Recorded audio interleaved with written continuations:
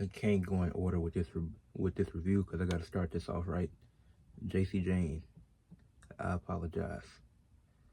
Jacy Jayne, I was wrong about you. That match with Jordan, that match with Jordan Grace definitely proved me wrong.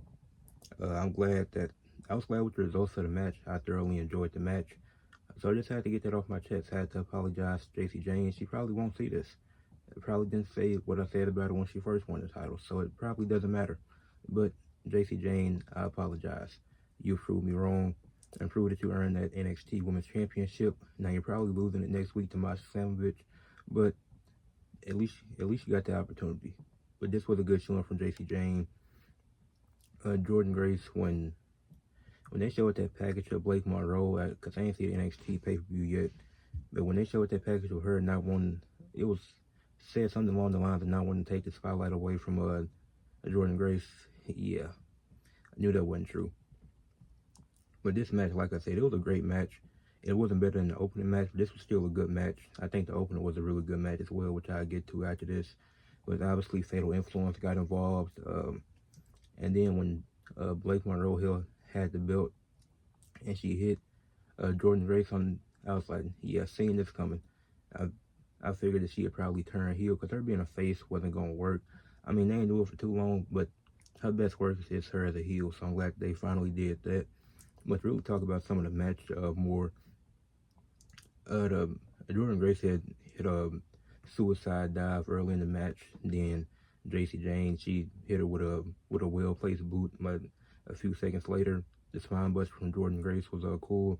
Jordan Grace had some cool diving spots in this match, but she didn't really wrestle like a powerhouse.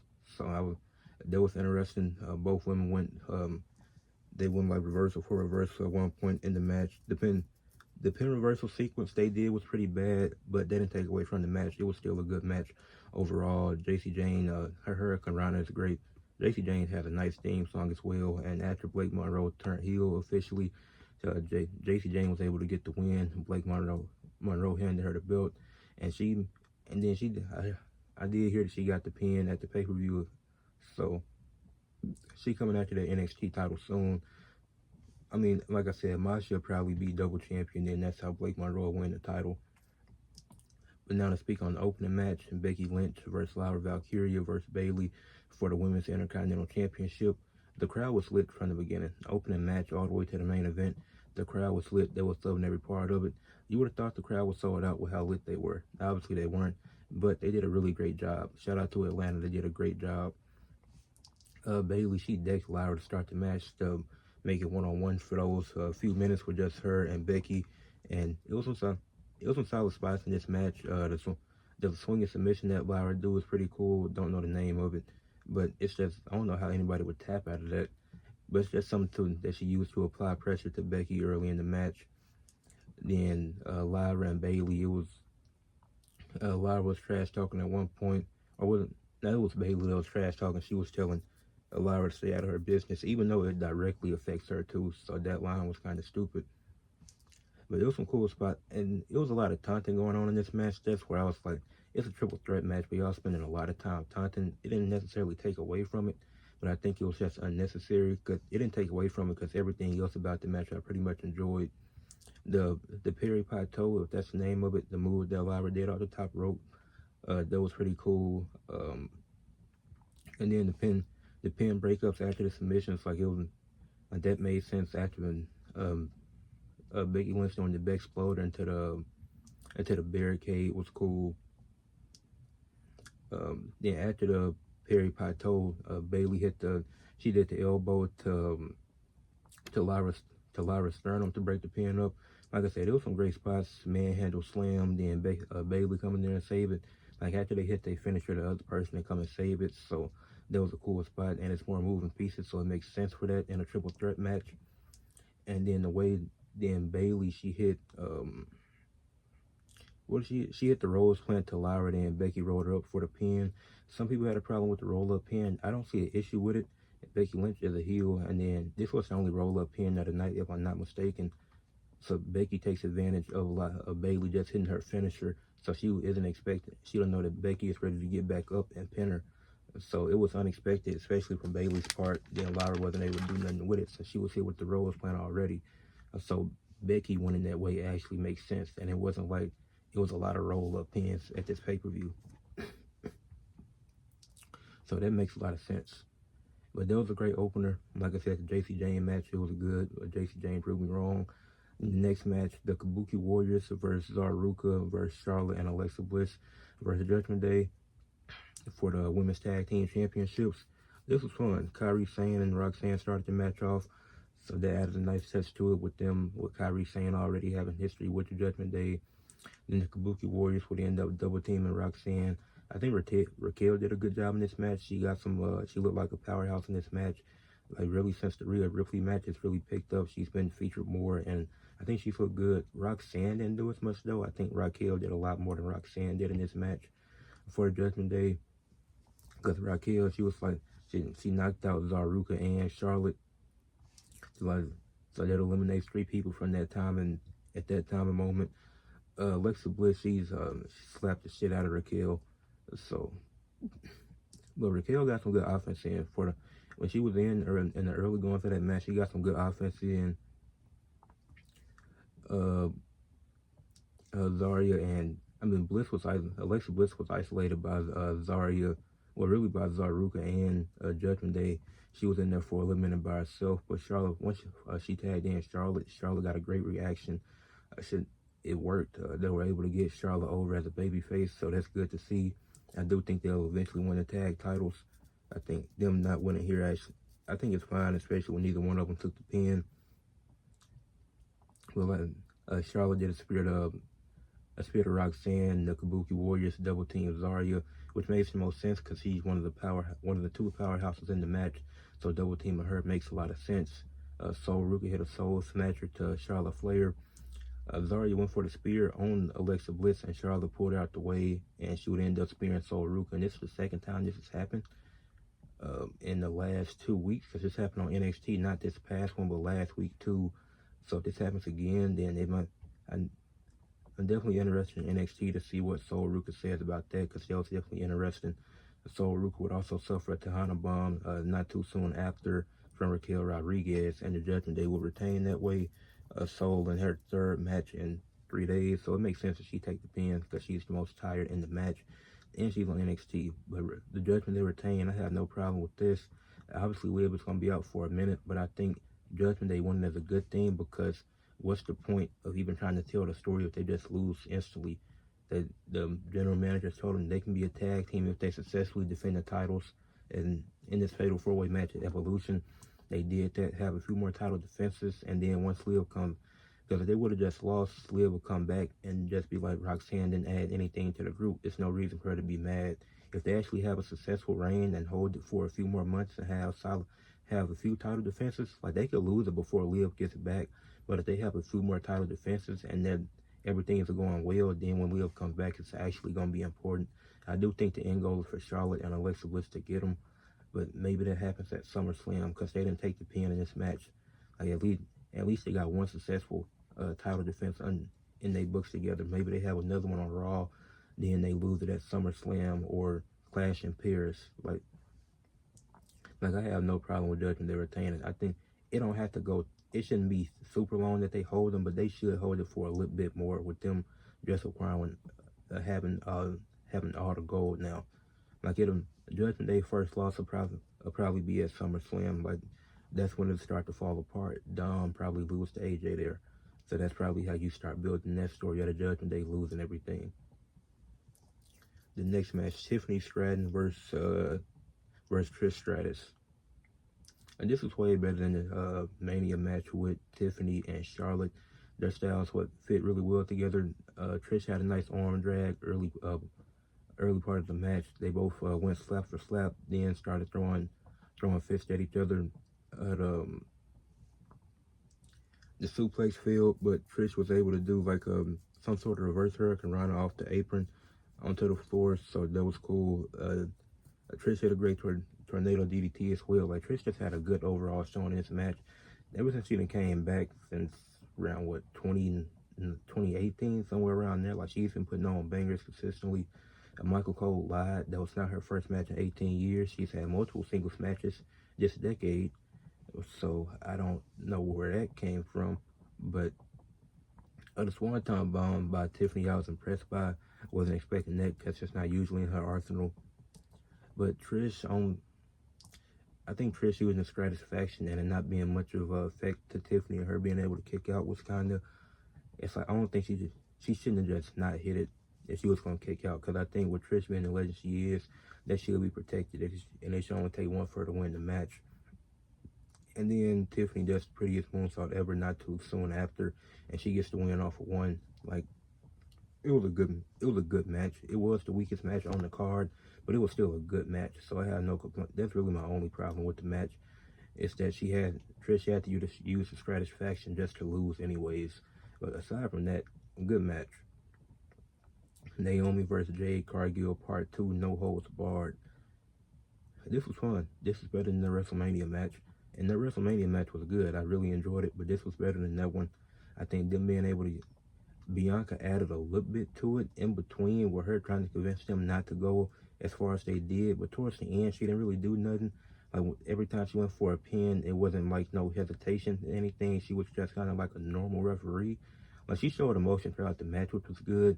But the pinfall said she was like, she counted like a regular referee. She counted better than most of the actual referees that WWE got. So it's like it was solid storytelling, but I think it could have added more if it was a bit hesitation when Naomi went for a pin because of how she was playing her the entire time, or it was hesitation towards when Jade went for a pinfall because Jade just seemed to not trust Bianca when the whole situation happened. So I think that would have added more to the match. But the match was fun. And it was a lot more used than you usually see in like these street fights and types of matches that they do. It's usually just a chair, kendo stick, and table, which it still was those weapons, but you also had a trash can involved, a toolbox, a chain. You had other things involved that aren't always used in these types of matches. Naomi using the kendo stick, that was cool, but her taking her foot off the gas didn't make sense, allowing Jade to hit the spear. Now we got all the women using spears, which we don't need that either, because Jade, Zarya, and Charlotte all hit spears tonight. Don't think that was necessary. Or last night when y'all will be seeing this. But Naomi used the chain to try to choke out Jade, but she was able to power her way out of it as a powerhouse, which that makes a lot of sense. The spot when Naomi used the chair to make Jade fall into the table on the outside of the ring, that was a cool spot. And then Jade hitting the Jaded through the table off the top of the rope, that was a very impressive spot. They perfected that really well. Bianca normal count at 1, 2, 3. Jade gets the win. The queen of the ring gets the win. Miss Money in the Bank loses, but wasn't the only time we'll see Miss Money in the Bank on this show. But this was a fun match. I really enjoyed that. The 20-woman battle royal for a guaranteed title shot. I like that it was announced that these are the 20 women who are in here. We have one legend coming back in Nikki Bella. There's no other surprise entrances. It's just 20 women, and most of the 6 from NXT, one legend in Nikki Bella, then the other women on the main roster on Raw and SmackDown, like the Natalias, Ivy Niles, Nia Jax, etc. I think that was the perfect way to do it. 20 was the perfect amount. No need to bring anybody special in when they probably aren't. Especially when Nikki Bella's probably been training more compared to the others and been getting ready for a run, more than likely, because I don't think this is a one-off. I think Nikki Bella's gonna do something at SummerSlam, but I'll get into that. But Nia Jax, she had a strong showing. She eliminated Tatum Paxley and Izzy Dame to start the match. Kalani Jordan, she got the Kofi Kingston spot where she landed on the announce table, crawled her way back into the ring. I really forgot how she got eliminated after that. I just remember that spot. That was cool. Lash Legend had some good, powerful strikes to a few people. Ivy now was eliminated, which was kind of unfortunate because I think we need more top established heel women on Raw, which they did fix that issue in the main event, which I'll get to, but that issue has been fixed. The Secret Herbert's triple team of Nikki Bella is kind of wild because what do you need to triple team Nikki Bella for? But it is what it is. Jada Parker took out Natalya, and Maxine decided it was a good idea to get into a fist fight with Jada Parker. Nah, that ain't it. But Jada Parker did get multiple eliminations in this match. B-Fab, Michin did the double long back attack. Well, really Michin just did it. I think B-Fab just wanted to twerk because she didn't even execute the move after that. Candice LeRae pulled out.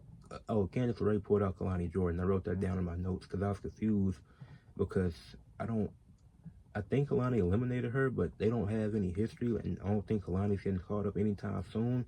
So you're telling me that Candice LeRae is going to NXT more than likely to have a feud with with Kalani Jordan. I think that makes the most sense after this. Because if not, then what's the point of doing this? Like, it just felt kind of strange and felt out of place. Like, they always had that spot, but these spots is actually supposed to be meant for people that, like, if Julia was to eliminate Selena Vega, that would have made sense after Selena eliminated her. Like, if that happened, that would have made more sense. But Kalani Jordan and Candice LeRae, not interested in that if that's the case. But as I mentioned, Selena and Julia. Selena did eliminate Julia. Julia didn't do anything after getting eliminated. She just went to the back, which, I mean, that's cool. And then Piper Niven, she double clothesline to Lola Vice and Nikki Bella. But they did end up taking out Piper Niven. They did the double twirl dance that they usually be doing at the top of the ramp. And then it came down to the last three. The last four was Lash Legend, Nia Jax, Nikki Bella, and Stephanie Valkyrie. And Nikki Bella was eliminated. Lash Legend did. She delivered a big boot to eliminate Nikki Bella in that match. Then as Lash and Valkyrie, they decided to double team Nia to eliminate her. And Stephanie Valkyrie would end up winning by doing a devil's kiss to Lash Legend on the apron to eliminate her. That was a great way to do it. I enjoyed Stephanie's speech. Stephanie Valkyrie's speech with Stephanie McMahon, as she said that wrestling is her first language. I enjoyed that. Stephanie got the win to go on to Clash in Pairs to face Women's World Champion. It's that Io Sky. It's that Rhea Ripley. This is the match of the year, in my opinion. I think this is better than the Anarchy in the Arena at AEW Double or Nothing from a few months ago. This match was intense. This match was brilliant, in my opinion, because Rhea Ripley, and I don't like how commentary doesn't acknowledge this, but Rhea Ripley has never beaten Io Sky, but that's not, well, they acknowledge that, but it's because of the fast pace that Io wrestles at. Like, Rhea Ripley isn't used to that fast pace of Io Sky, so she's still trying to get adjusted to that, and this was her best opportunity to win, and she nearly did that. Like, Rhea tried to slow down the pace, which was smart of her, but she wasn't able to. Io's just too fast for her. Rhea was able to reverse a sunset flip. You had a ref bump in a women's match I was not expecting. Jessica Carr, shout out to her. She took the bump, and she still finished the match with a drop kick. And then after that, instead of waiting around to see if another ref would come out, when Rhea had the match won, she would continue to attack her. They were fighting to the crowd.